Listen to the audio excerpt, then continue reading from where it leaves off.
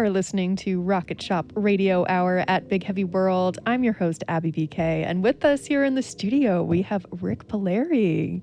Hey, Abby. How are you? Welcome back. I'm doing fine. I'm glad to be here today and to share a little bit of music and some stories. Yeah. And I got a few instruments with me today, and I got my old banjo over here. Amazing. And you said you wanted to kick it off with a little bit of banjo music, so I thought I'd play the song, and then we could talk about it.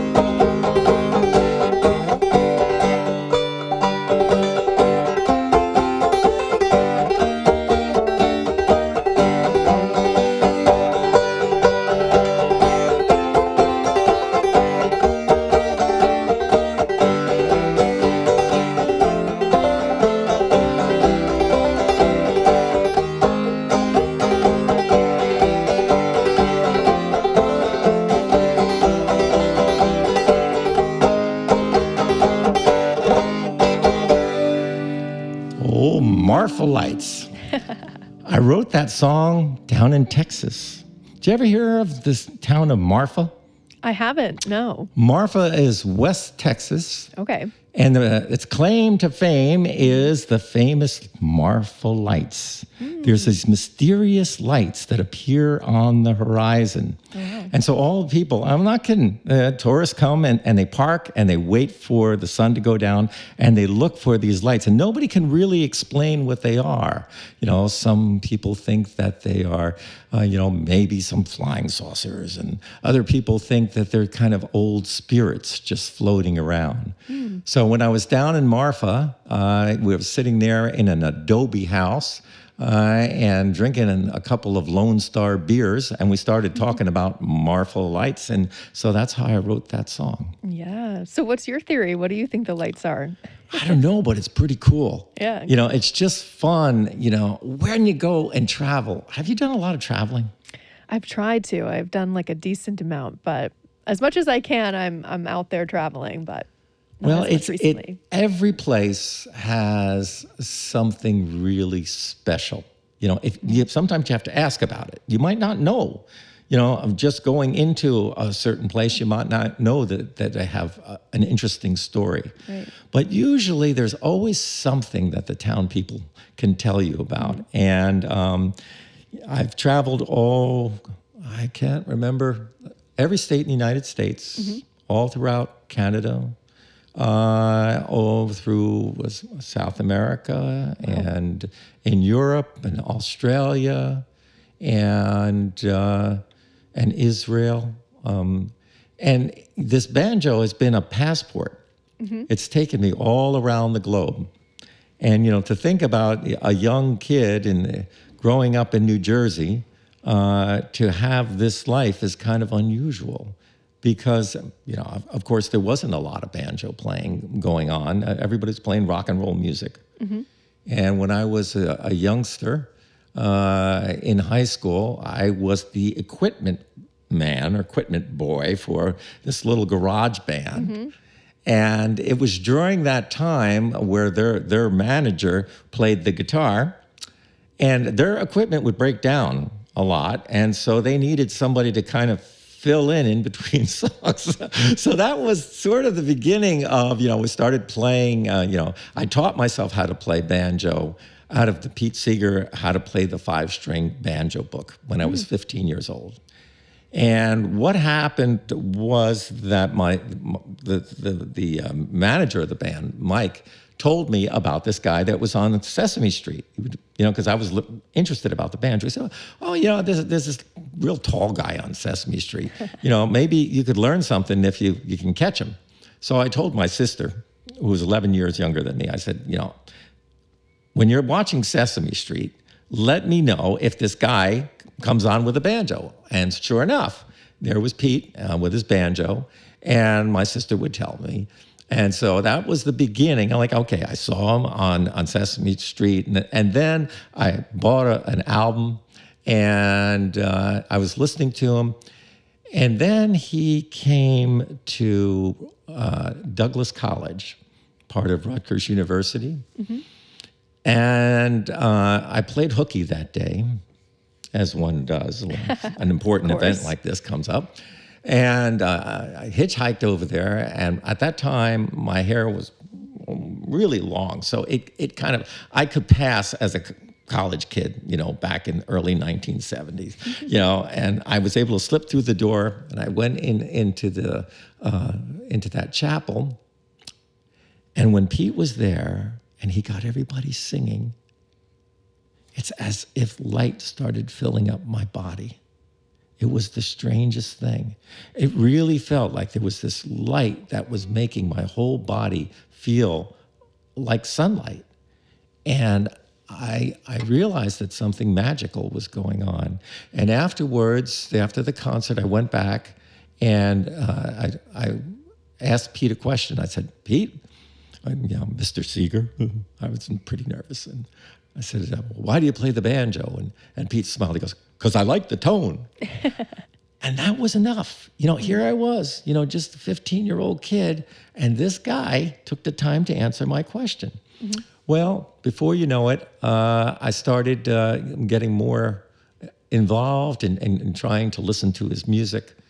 And then trying to learn how to play the banjo. So I was able to get my banjo after that concert, and I would practice.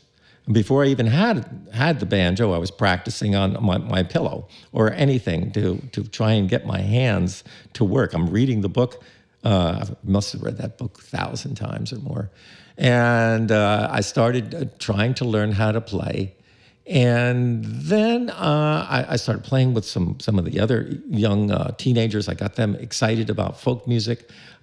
Even the guys who were playing rock and roll, they realized that this was kind of cool, something different. Mm-hmm. And so we were kind of going into my basement and having these little hootenannies and playing these songs, singing the songs. And so about a year or so went by, and I had seen Pete at different things, but of course, never met him. But he was going to do a concert in Central Park with Arlo Guthrie. And I was all excited because I was going to go to that concert. And my sister, remember, my sister Lisa, mm-hmm. She and my sister Tina and my mother all went into New York to look at museums. And while they were there, they saw all these people setting up blankets. And Lisa said, what's going on? And they said, oh, there's a concert with Pete Seeger and Arlo Guthrie.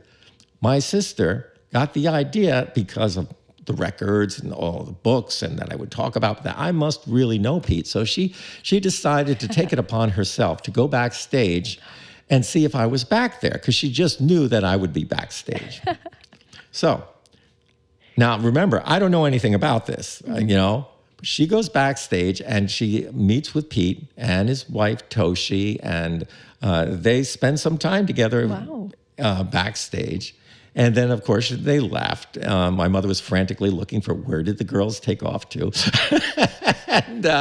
And so I went to the concert, and later that night, Pete said, he goes, well, tomorrow there's a big festival down in Hoboken, New Jersey. Everybody's invited. So that morning I get up and I'm all excited. I'm going to go out to this little, concert thing with Pete. And my sister looks at me and she goes, did you know that Pete Seeger files his nails? I was like, what? And she didn't really explain, that she had met him. And I walked out the door. So I went down to Hoboken, and then there's, next to the stage, there was a little circle of young kids. We're all together. And we're playing some music. And who comes by but Pete? And he takes out his guitar and he starts playing along. Now you can imagine, here I am. I think I was 19 years old at the time. And my hero is there playing the guitar with us in this little circle. Aww. And the music stops. And Pete looks at me and he goes, I haven't seen you before. Who are you?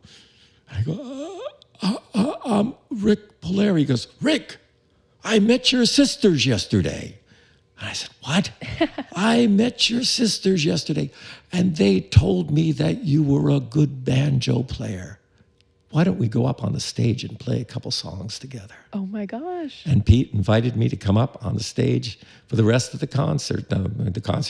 I was there with the other young people who were there and Pete, and we sang together. And I think the first song we did was just some banjo instrumentals.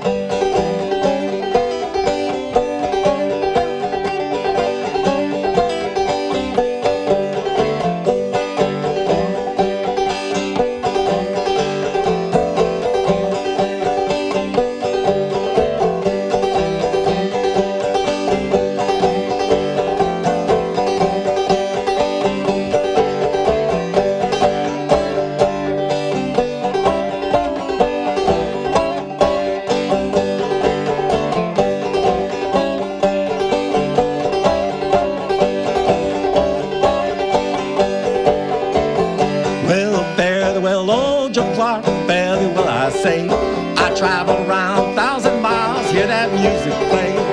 Fare thee well, old Joe Clark, fare thee well, I say. I travel around 1,000 miles, hear that music play.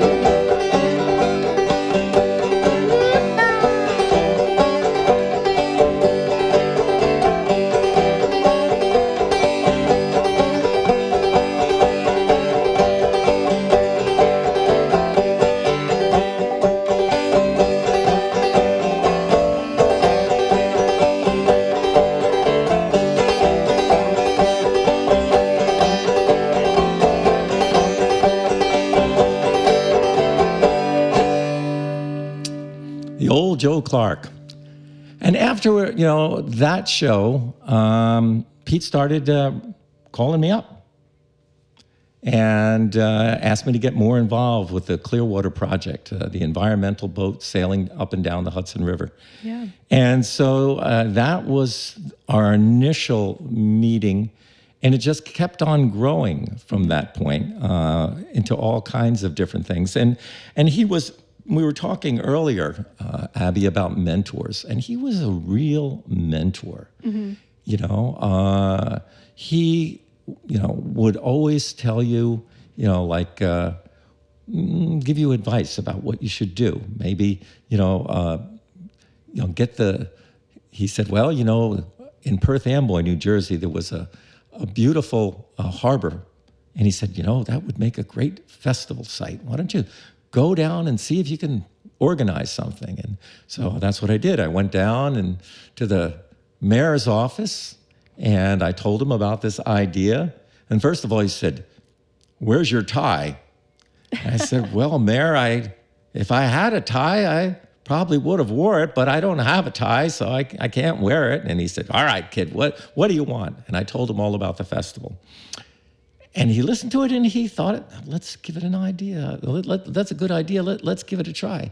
And so that first year, we had Harry Chapin, great singer, came. Pete couldn't come that year. And Bob McGrath from Sesame Street. He was there. Full circle. And we had about 1,000 people show up. Well, that opened the door for many other possibilities of more of these festivals. So the next year, Pete did come, and we had 5,000 people show up on the waterfront. And it just kept on growing. So that was the thing, was, with Pete, it was sort of not just being a friend, but he'd give you orders. You got to learn how to do this, you got to do that. And you learn so many things by being involved. You know, you learn about sound systems, and you learn about publicity and writing press releases and making posters, old school way, by hand, right? Making T-shirts, all kinds of things. So I got into doing that when I was younger, and it just kept on. The friendship kind of deepened when I started doing more projects. I mean, we were singing together with a lot of friends. We were with this group called the Hudson River Sloop Singers, and we had a big pumpkin sale that would take place in mid-October. We'd fill the boat with about 10 tons of pumpkins, and we'd sail up and down the Hudson River and do concerts all along the way. And so we'd be together for 2 weeks. In the beginning, it was around 2 weeks, and we'd all sing together and play together, and it was an incredible experience. And it gave you, this idea of a different world, a different world where music played such a vital part of bringing people together. And if you notice, is what's on my banjo, Now Pete, for years on his banjo, he had, "This machine surrounds hate and forces it to surrender." I didn't feel that powerful. So I have, "This machine fosters hope and brings people together." And that's, what I feel that part of my role in doing this music is bringing people together through music, and not always people who agree with each other. Sometimes people who don't agree with each other, but music is the magic elixir that can sometimes get people talking in a positive way. And one of the interesting things that I learned from Pete was, you have to put the magic in your own life. You can't wait for someone else to do it. You have to figure out a way to make your life magical and see what you can do and what you can give to people. So that was those early years, was all involved in the Clearwater and singing with Pete, and then I went and my mom was from Poland, and when I was a little boy, she would tell me all kinds of stories about her homeland and what it was like, and what the war was like, because she was there early in the war. She told me this one story, Abby, that I'll never forget. She said it was in the early days of the war, and she was just a young girl, and she's walking out into the fields, and she saw this sparkling rain coming down from the sky. And she said, and it was falling so hard that it was leaving big holes in the ground. And she said, and I was walking around as the rain was falling, and then she said, I heard it, and it was the sound of the planes, and it was two planes, and what she was seeing was not rain, but bullets flying all around her. And then she remembers the plane got hit, and the plane went down, and they had to get the pilot out. And these are the kind of things, when you hear these stories, you realize how important stories are. And so it kind of settled into my head about this interesting place that she grew up that I didn't really know anything about. And back when I was doing the festivals, I was staying with a friend, and I picked up a National Geographic magazine from 1971. And it had an article, said "Springtime Hope for Poland." And I opened the page, and there was a picture of a Polish bagpiper. And it was like the weirdest thing. It was this unusual instrument that was made out of a goat, and it had this kind of a goat's head carved out of wood. And the guy was in this really interesting outfit. I never saw anything like it. And so I kept that picture. And I thought about it a lot. And I started writing to people, writing to different Polish organizations, trying to figure out if they knew anything about these Polish bagpipes. And they thought that I was joking because they didn't know anything about it. But one place they did say, well, there's a group of Polish bagpipers coming to the Smithsonian Festival in Washington, D.C. You should go there. And I went there, and I saw these guys, and they looked just like the picture, and they had these weird instruments, and they're playing them. And I was like in a trance. And of course, they only spoke Polish. So that was a big problem, because when I tried to talk to them, I couldn't. Mm-hmm. But it lit a spark in me, and I said, I'm going to learn how to play these things. And it took a while, but finally, I was able to find a set of bagpipes. And then one of the letters that I wrote went to Poland, to the embassy, and they invited me in 1980 to come to Poland and to meet with some of the Polish bagpipers and to play some American folk music in exchange. Wow. So I went over there and I met with the different musicians, and one of them was this guy named Józef Broda. Now, Broda in Polish means beard. And this guy had a beard. He looked like the Smith brothers on them cough drops, you know, he has a real long beard. And of course, he didn't speak English, but through an interpreter, he said, we don't teach bagpipes to tourists. No. If you are sincere, you must come here to Poland and live here and be just like us. He showed me a few things. I went back home and I'm trying to learn how to play this from the things that he showed me. I'm struggling away, but I was trying to play them. And Pete Seeger heard me trying to play, and he said, Rick, you're getting to be a very good banjo player, but if you're going to play those Polish bagpipes, you better learn how to play them right. And he said, if there's anything I can do to help you, let me know. So what happened was I found I started getting this idea that I was going to get a grant to study Polish bagpipes. Now, not that they're giving away grants like that, but, you know, I figure they give away grants for all kinds of things. Mm-hmm. I'll just write up a proposal. Not that I've ever written a proposal, but I could try it. Why not? You know, what's to lose? And so I was getting rejected, of course, many times, and I was getting desperate. I wrote to the Hillshire Kabasi Company. They didn't give me any money, but they gave me a coupon for a year's supply of free kabasi.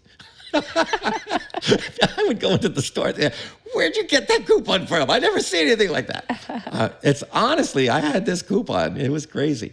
Anyway, the Kościuszko Foundation, one of the most prestigious organizations in Poland that do scholarly studies, they awarded me a fellowship to study the Polish bagpipe. And I went over to Poland in 1984 and learned under Józef Broda and lived there for half a year with all the musicians learning how to play the instrument. Mm-hmm. And then after that, they asked me if I would be willing to take the things that I learned and to teach the people in America. And so I did that. I did over 1,000 schools across the United States, in every state in the United States, for the National School Assembly program. That was in the 90s. And then I was learning from the people where, you know, I went on to a lot of different reservations, and that's where I learned how to play the Native American flute. So I was on the Standing Rock Reservation. Mm-hmm. Oops. And these microphones. Hopefully I'm not bumping them too much. And no bagpipes today, but we do have the flute. We have the flute. And so I was able to, I was in a Little Eagle school, and the teacher said, oh, there was a great concert, Rick. We'd like to teach you something about our culture. Is there anything you want to know? And I had heard about the Native American flute, but I didn't really know anything about it. And I asked if there was somebody who could show me. And they said, you're in luck. One of the best flute players is home today, and you have to go meet his mother. So they set up the appointment. I had to go meet his mother. That's the way it is on the reservation. The guy was in his 50s, and I still had to go meet his mother. Met with his mother, and she said, you're a colorful character. Sure, you can meet my son. So I went over and I talked with him, played him a few instruments, and I told him my desire about learning about the instrument. He asked me why. I said, well, you know, I do a lot of school programs, and I'd like to teach the young people that there was music here in this land before the white people came, that there was music here already. And he thought that was interesting. He said, but it's going to take a little bit more thought. He goes, I want to know, are you willing to sit through a traditional sweat lodge purification ceremony with me and my family?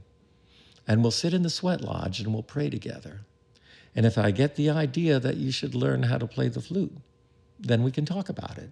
But if I get the idea that you shouldn't, I can't. Are you willing to accept that? And I said, yes.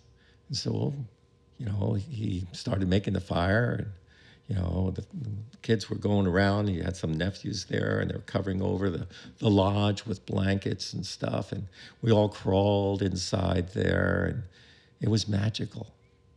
Time stopped, and it just was like nothing I had experienced before. And afterwards, Kevin, he was doing a special kind of healing sweat that got really hot, and he asked me to leave because it was dangerous. And then I waited outside, and he came out of the sweat lodge and smiled, and he gave me a hug, and he said, okay, Rick, let's learn how to play the flute.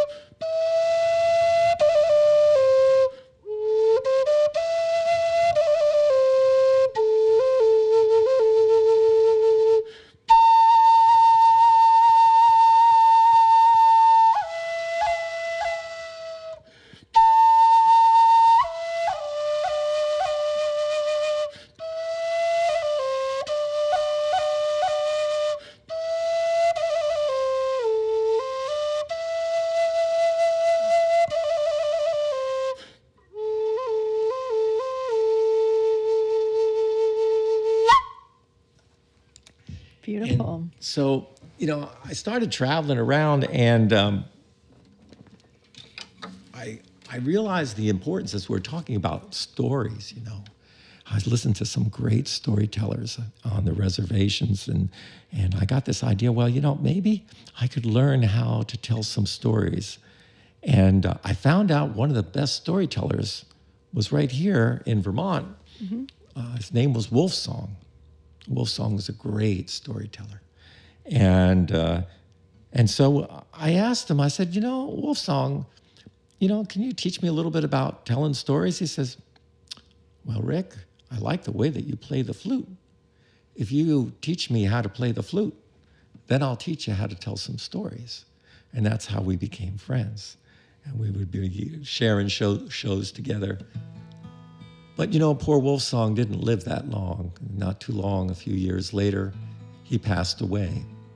And people stopped talking about him. Even though that he was very well known, people weren't talking about him. And I felt that as a friend. As a friend, I wanted to take care of him in a musical way. I wanted his story to be remembered. And so I wrote this song in his honor.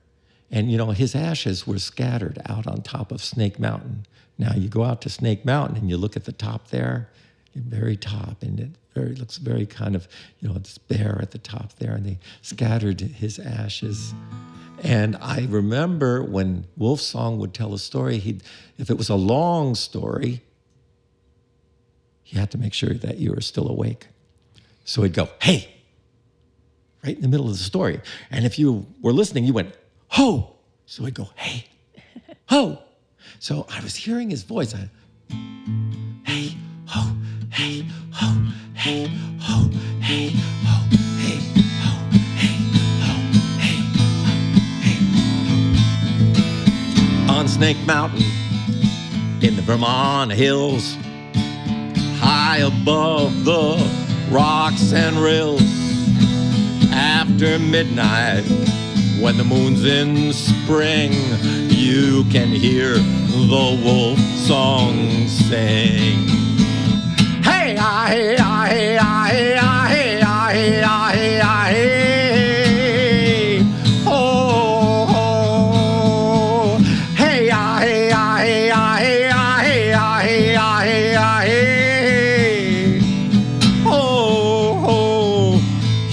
was a man, he walked this land, and he came from Abenaki clan. He shared his story, he shared his soul, reaching out to young and old. Hey, ah, hey, ah, hey, ah, hey, ah, hey, ah, hey, ah, hey, ah, hey.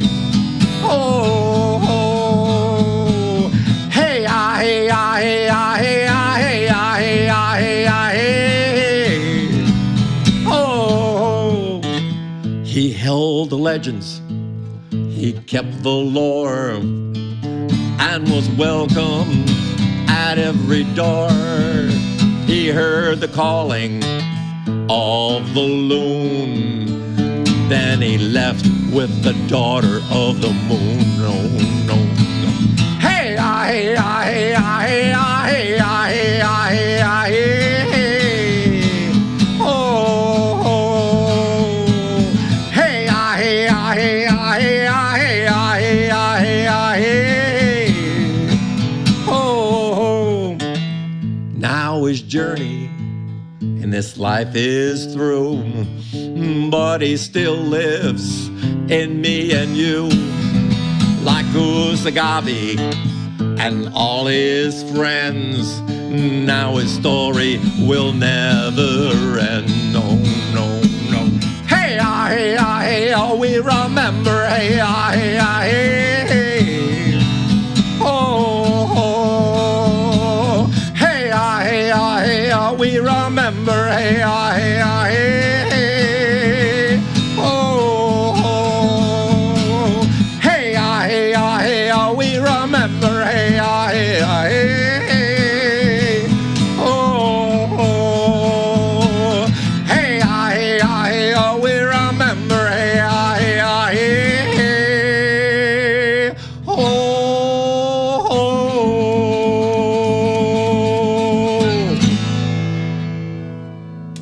Rick Palieri. Well, that's awesome. a song that's actually on the new album. Yeah, I was perfect segue. So please tell us more about that, because Well, it's a new project. Yeah, well, a lot of sometimes when you write a song, and I play a lot of traditional songs, old songs, but I also write songs because sometimes there is no one who can tell your story. Mm-hmm. You have to share your story. And so I've been writing songs on and off, but I had a whole bunch of songs that had never been properly recorded, some never recorded. Mm-hmm. And I started thinking about it, and we were doing a special fundraiser. One of my other mentors was Utah Phillips. Now, Utah, he had recorded over in Ferrisburg. There used to be a company called Philo Records. And when he was recording, he had a railroad caboose, or what we call, it was a flanger car, a little different. The caboose, it looks like a caboose, but the flanger car has these things to brush the snow off the tracks. So he brought this flanger car to live in while he was recording, and it was right there at the Philo Records property. Now, when Utah came to visit, we went out there and we looked at that railroad car, and he said, man, it'd be great if we could figure out something to do with it. It's going to waste here. It really needs some help. Well, it kind of ended up that it was a good idea, and his son Duncan, after Utah passed away, thought, now's the time. What we're going to do is we're going to go and get this flanger car, and we're going to put it on a big flatbed truck, and we're going to move it out to Weed, California, to a railroad museum. So they called on me because I lived close to Ferrisburg and said, would you get involved? So I got involved in the project. And one of the things, we had a big concert to raise money to help all the funding that we needed. And the founders of Philo Records, that's Bill Schubart and Michael Kultur, both were there. And in the house, next to the flanger car, was the old studio. I mean, it wasn't the studio anymore, but it was still the same space. And we were in there doing the interviews, and they look at each other. They say, "Do you hear it?" And they go, "Yeah." And I'm like, "What?" He said, "Listen, it's the studio. It's in the walls. It's still here. This is the sound of Philo Records." Well, that lit a spark in me, because I was thinking about recording an album, but like, where was I going to record this album? So I talked to the new owner after the project was over, and I said, "Stephen, is it possible to move all the furniture out of the way and bring some recording equipment back into the room that was the studio and record?" He liked it. And so that's exactly what we did. And that's how this album started, was the idea of going back and recording at Philo Records. So the first song that I recorded was the title track.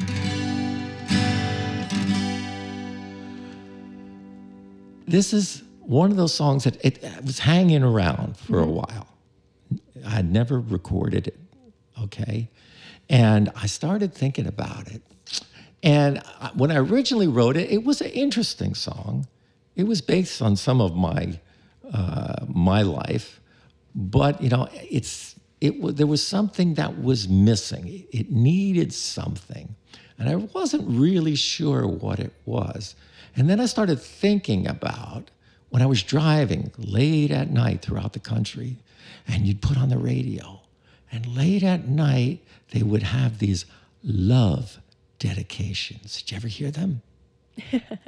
I mean, we know a good love song when we hear one. Well, it would be more like not just playing the song, it would be saying Professions of love. That's right. It's like John is calling in for Mary and wants you to hear this song and to give me one more chance. So the only person, person who could save this relationship was the DJ. Right. The DJ. Radio had the power. Where no one else had the power is the radio. And so I said, well, that's what this song really needed. So I wrote it about that.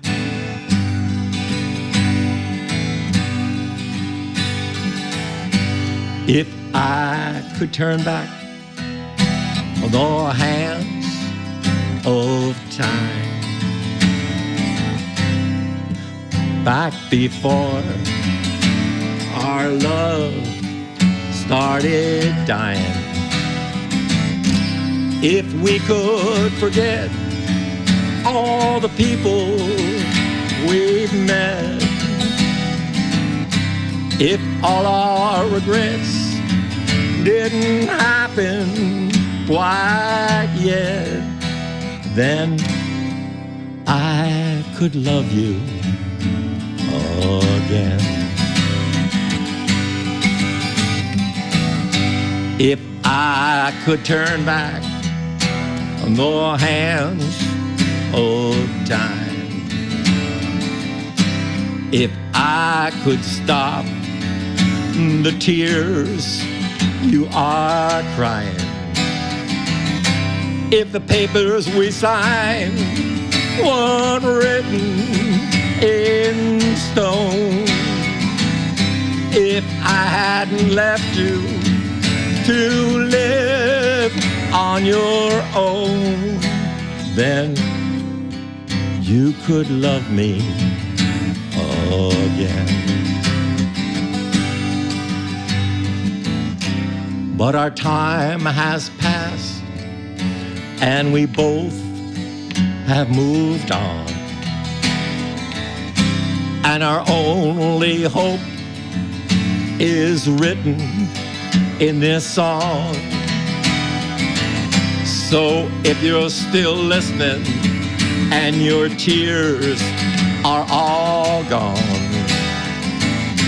perhaps our love can still carry on. If I could turn back more hands of time, back before our love started dying, if we could forget all the people we've met, if all our regrets didn't happen quite yet, then I could love you and you could love me. Yes, I could love you again.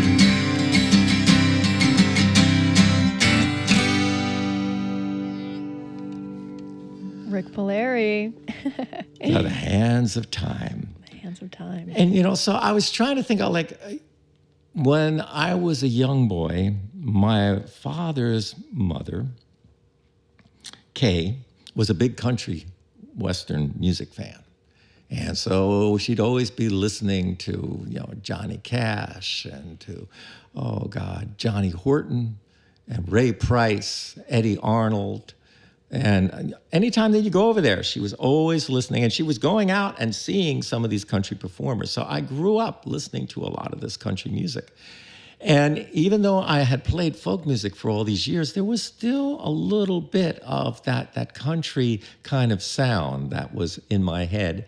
And I thought that in this album that I would pay tribute to Grandma Kay, and sing some of these songs. And as you notice, that song, The Hands of Time, it was very different than things that I usually sing. So it was a whole discipline in order for me to record these songs, because they were different.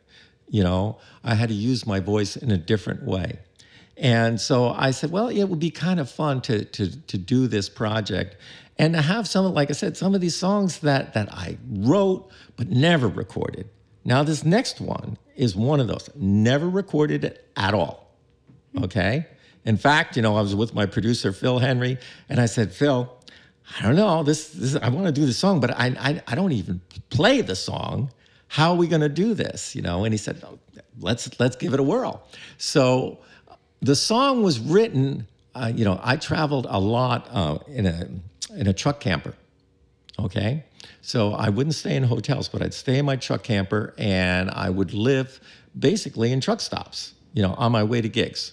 You know, you drive, because truck stops are safe. Rest stops are a little risky. I've had to sleep in rest areas, you know, but they're not the safest place. But truck stops are cool, and you have this whole feeling of, you know, of the truck stop feeling of all these truckers around, and there's lots of food and waitresses and all kinds of stuff. And so I was coming out of a truck stop in Louisiana. And just for fun, you know, I was thinking about, you know, going back home again, because I was on my way home, and I started banging on the steering wheel, the rhythm, you know, and I had that kind of rhythm.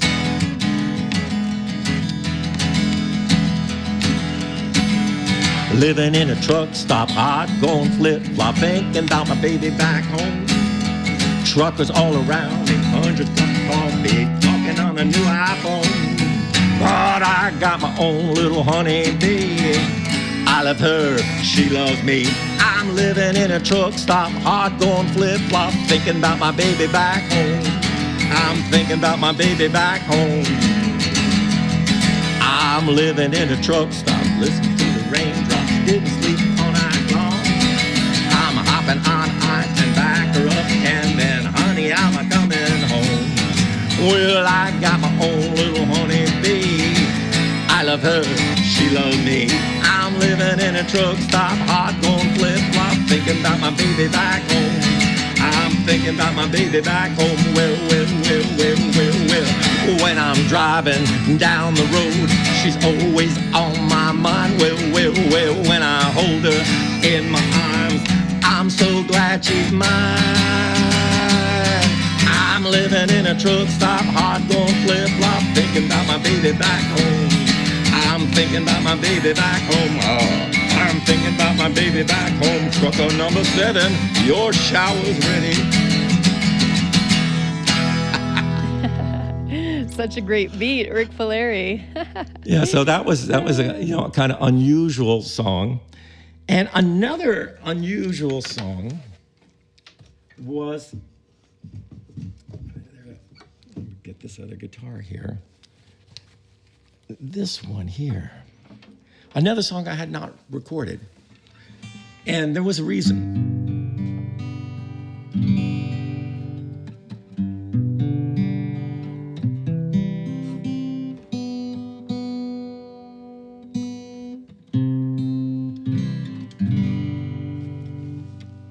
It was because the story was real. And it was about a guy that I knew.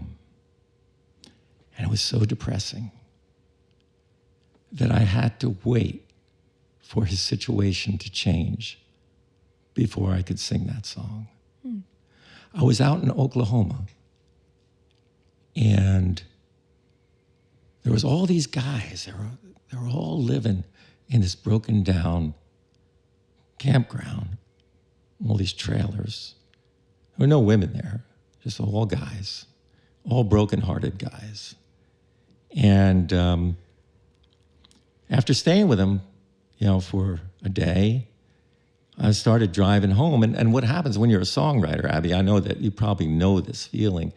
When the song comes on, there's nothing you can do except pull over and write it down. So right after I had that visit, I went and pulled over and wrote the song down, and it just sat in my notebook for the longest time. And then I found out that he called me and things were better, and he was living a different life. And then I wrote a new verse, and that's when I was able to sing the song.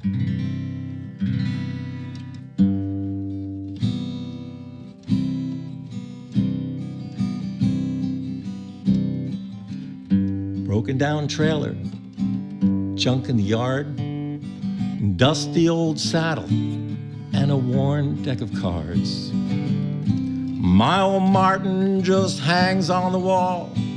I haven't done much since I took that last fall. Back when my world blew apart and I moved into Camp Broken Heart. A stack of cracked photos that once were my life. The old house, the new truck, kids and my wife. We were flying high as a kite, and I never thought I would give up that life. Till my world blew apart, and I moved into Camp Broken Heart. I still see her now, we're lost in a dream, riding forever in that white limousine. She said forever when she wore my ring, but now her vows don't mean anything. Since my world blew apart and I moved into Camp Broken Heart. Nothing in the fridge but beer and more beer. I've been living this way for too many years, but I don't talk much or shed many tears, 'cause nobody's listening, no one comes near. Since my world blew apart and I moved into Camp Broken Heart. But I still have hope. I found a new flame, and I'm putting my life back together again, forgetting the hardship, forgetting the pain, and I can feel the sunshine again, and I can make a new start. move out of camp, broken heart. I'm making a brand new start, and I'm moving from camp, broken heart. Beautiful. Another song from Rick's latest album. So Hands of Time. And you can see that this album, why I feel different about this album is because the stories that are in these songs are really, they're about real people, real situations. It's not like you're making things up. Another song that I recorded on this, I've been singing this for a while, but I had not recorded it in a professional way, and I thought that it was important. Now, I've spent a lot of time hanging out with the hobos. You probably don't know that, but I've been over at these hobo gatherings all around the United States. And my friend Utah Phillips, he got me, he wanted me to meet with some of the old hobos. Now, I'm talking about hobos. I'm not talking about bums. There's a big difference, They say a hobo works and wanders. Mm-hmm. A tramp dreams and wanders, and a bum just drinks and wanders. You never call an old steam train riding hobo a bum. It's disrespectful. They don't like it.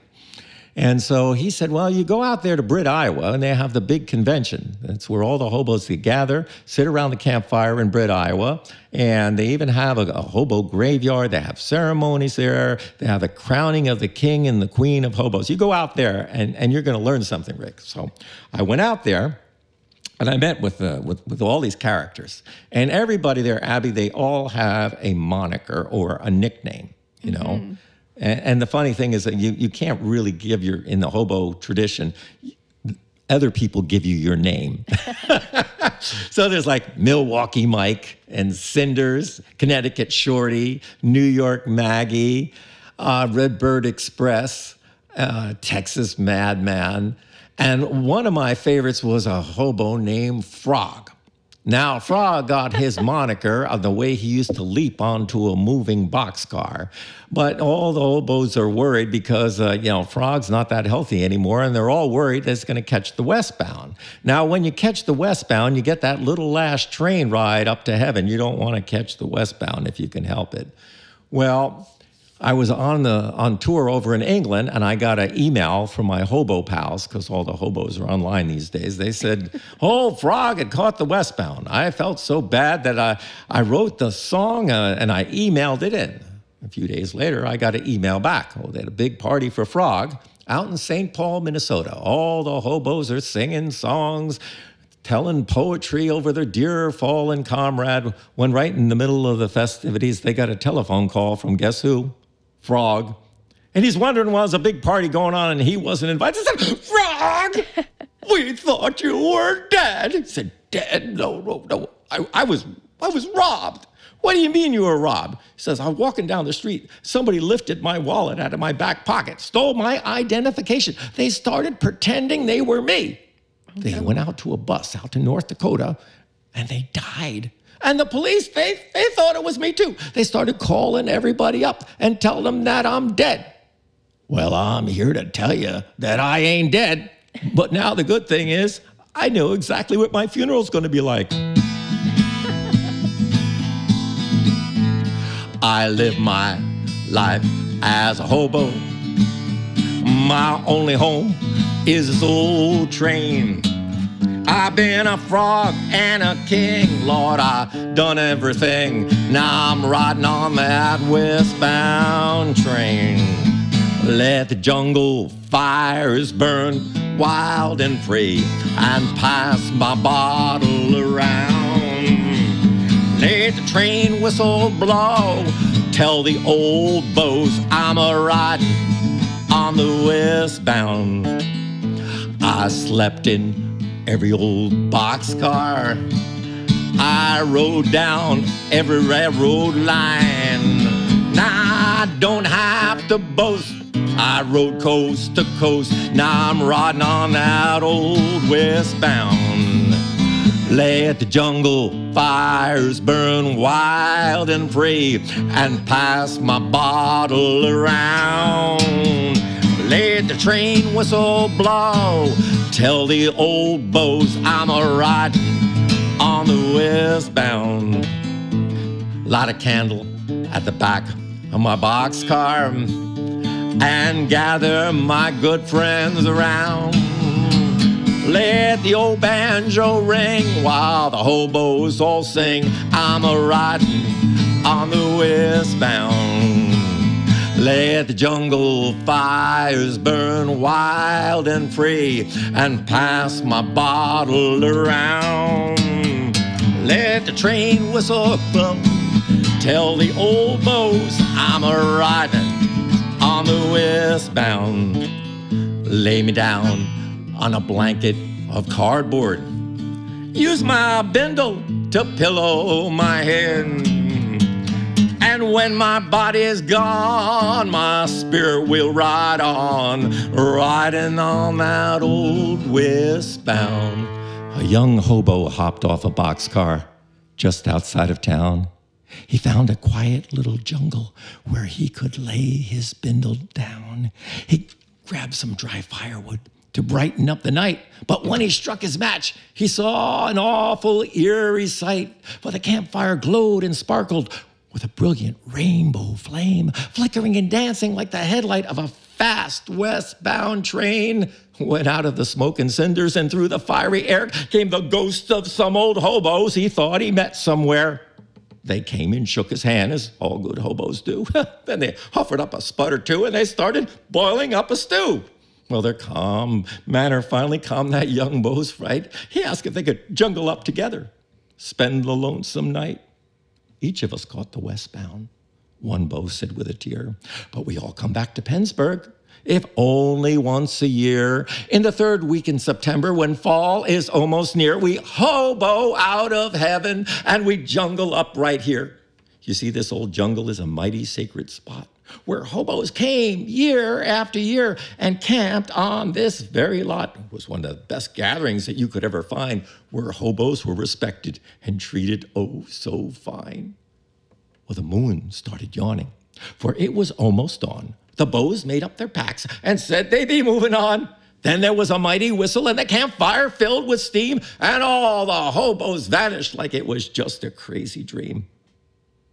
The young beau sat bewildered. He said, how could this really be? Is it something I've been drinking, or is my mind just fooling me?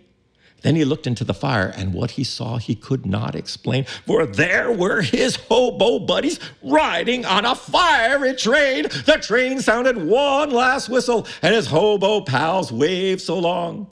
Then a magic wind blew the flames out, and the campfire light was gone. The young beau packed his spindle. He walked down to the track. He hopped inside a boxcar, but he knew that he'd be back. For the magic in Pennsburg's campfire still lives in all the hearts of every beau who went there and camped beneath the stars. And someday in the future, when all of us are gone, a space-age traveler will light the fire, and the legend will live on. Let the jungle fires burn wild and free, and pass my bottle around. Let the train whistle blow, tell the old beaus I'm a-riding on the westbound. I'm a-riding on the westbound. I'm a-riding on the westbound. So I recorded that song with the poem. The poem I wrote at a hobo gathering. Yeah. And now the funny thing is, Abby, so all this happened. It's all, the whole thing about Frog, it's all true. And what happened was that he did die. And I was contacted because his last wish was that I came to Britt, Iowa, and sing at the graveyard at his funeral, where they were putting him in the ground over at the hobo gathering. And so I got there, and the strangest thing was on his gravestone is my song. Oh, wow. The first lines of my song are on his tombstone with my name on it. Is that the song that you just played, or is that Yes, another one? yeah, wow. just the first. I live my life as a hobo. Yeah. That the first line is wow. on his tombstone. Yeah. So that was I love was that. pretty wild, and yeah. So it was one of those things. I felt like I really needed to record that song, and I put on the recording. I have the poem, and there's sound effects in it that from trains that I recorded. So they're not manufactured sound effects. Yeah. These are actually trains when I've been in a train yard that I put on there. And it really makes it an interesting kind of sound for Yeah, sure. Definitely. So I've been talking so much, Abby, you better ask me a few questions before I just keep talking the whole time. Yeah, well, unfortunately, we're kind of coming close to the end here. I was figuring that. Yeah, but this has been great because I feel like this gives us such a great overview of your new album, which is amazing. And yeah, I guess my biggest question is, when can we hear you next? Are you playing anywhere in Vermont? We always like to kind of give the floor to our guests to tell us how we can support you best. Yeah. There's going to be on the 8th. I think it's the 18th. Is going to be over at the a library concert. Oh, nice. Over at the new South Burlington South Library Burlington, in that okay. auditorium there. Nice. And that's with my little band, the Cold Creek Pickers. So we're going to be doing that on the 18th. And then I'm playing over in Plattsburgh on the 19th over at the Wooden Wire and Voice Coffee House. So I'm going to be doing that as well.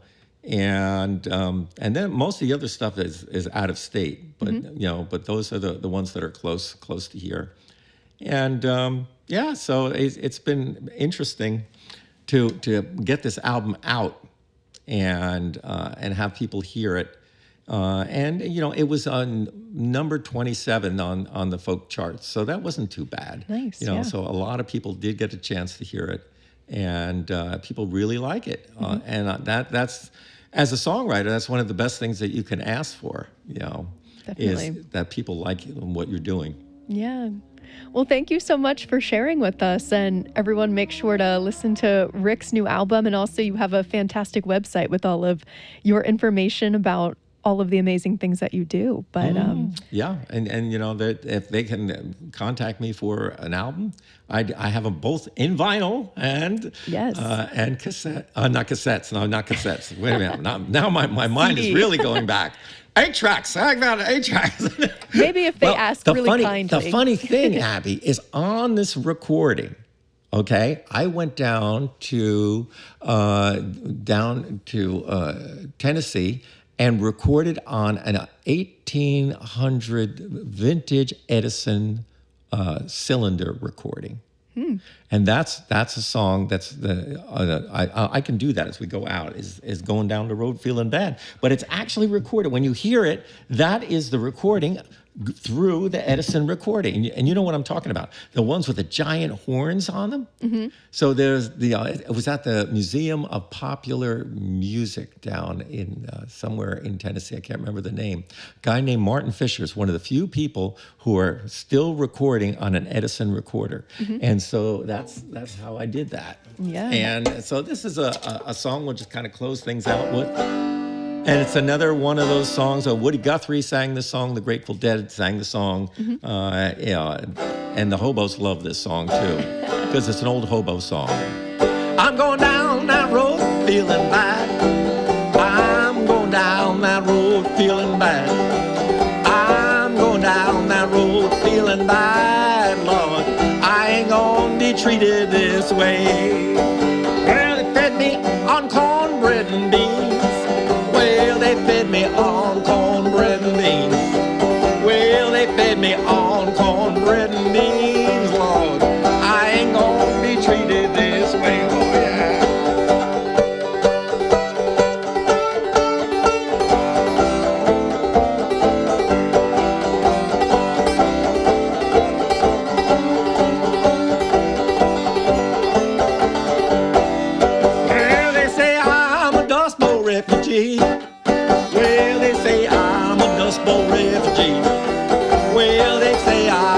firstborn refugee, Lord, Lord, I ain't gonna be treated this way. I'm going down that road feeling bad. I'm going down that road feeling bad. I'm going down that road feeling bad, Lord. I ain't gonna be treated this way. I'm going where the water tastes like wine. I'm going where the water tastes like wine. I'm going where the water tastes like wine, Lord. I ain't gonna be treated this way. Help me now. I'm going down that road feeling bad. I'm going down that road feeling bad. I'm going down that road feeling bad, Lord. I ain't gonna be treated this way. No, I ain't gonna be treated this way.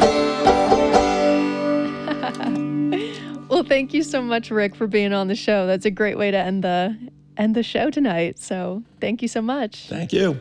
And everyone listening, make sure to also tune in next week. We have The Way North on Rocket Shop on the 26th. But as for now, this has been Rocket Shop Radio Hour, and we hope you have a wonderful day or night.